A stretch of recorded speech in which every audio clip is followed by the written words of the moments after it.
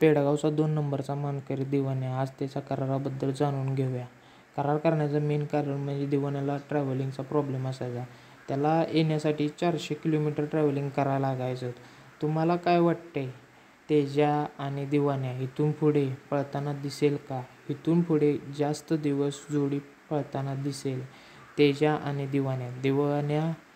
दिवान्या आम्हाला आज फेऱ्यासाठी द्या, यासाठी दिवाण्याच्या मालकाला धमक्या यायच्या. बरेच प्रॉब्लेमला फेस करून दिवाण्याचा करार केला आहे. दिवाण्या हा इथून पुढे विठ्ठल नाना यांच्या दावणीला दिसणार आहे.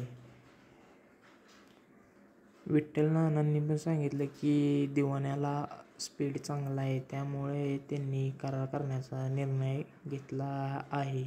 पेडगावचा 2 नंबरचा मानकरी आहे तेजा आणि दिवाण्या, त्यामुळे हे जोडी इथून पुढे जास्त टाईम पळताना दिसेल.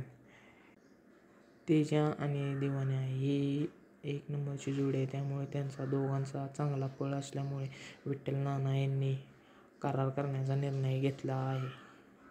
असेच नवनवीन अपडेट पाहण्यासाठी तुम्ही आमच्या यूट्यूब चॅनलला लाईक, कमेंट, शेअर आणि सबस्क्राईब करा.